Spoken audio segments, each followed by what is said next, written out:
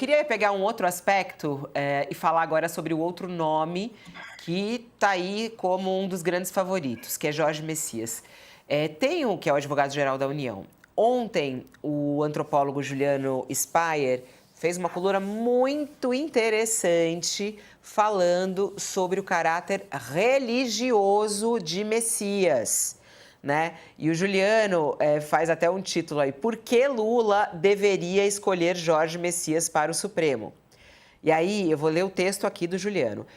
Se Lula indicar Jorge Messias para a vaga de Barroso, será por vínculo de confiança e afinidade ideológica. Mas o fato de ele ser evangélico é um bônus e tem um peso simbólico no campo que mais rejeita o seu governo. E aí ele sai falando e escrevendo a respeito disso e tem, claro, esses interesses políticos e eleitorais. Vamos lá, Ronilson. E aí é muito bom estar com o Ronilson aqui, né? Por conta disso, o Ronilson, pastor também, estudioso nessa área. Ronilson, o fato de ele ser evangélico é realmente um bônus? Olha, pode ser interpretado como tal, mas eu particularmente acho que isso ajuda muito pouco no diálogo do partido, do PT, do partido de uma maneira geral e de Lula especificamente. Acho que esse é um elemento que pode ser esquecido no dia seguinte.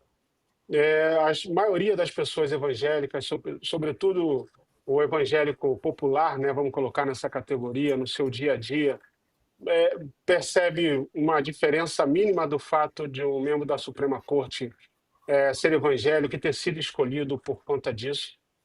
Eu não acho que esse é um fator principal e não vejo isso necessariamente como um bônus. Acho que é importante.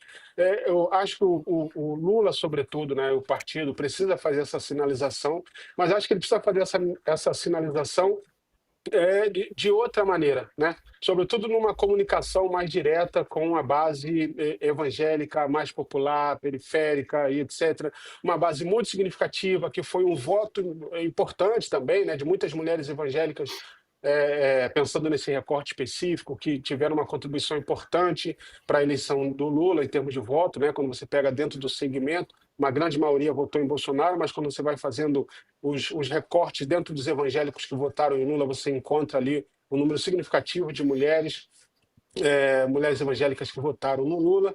Então, acho que tem outras formas de fazer essa sinalização.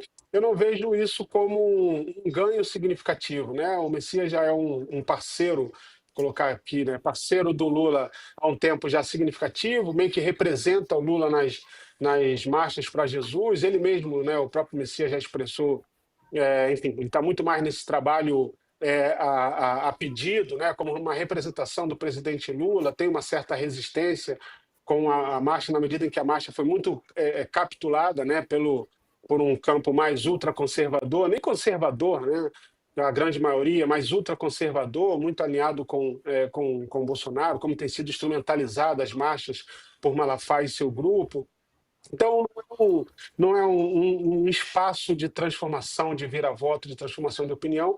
Então, eu acho que é importante, eu acho que é significativo, mas eu discordaria no sentido de colocar isso como, superdimensionar isso como um bônus super positivo, o fato dele ser evangélico. Eu colocaria muito mais, me chamaria muito mais atenção o vínculo e talvez a relação que o Messias tem muito mais conectado com a sociedade civil, e aí incluindo os evangélicos, do que necessariamente o fato dele ser evangélico, que demonstra uma sinalização para um segmento.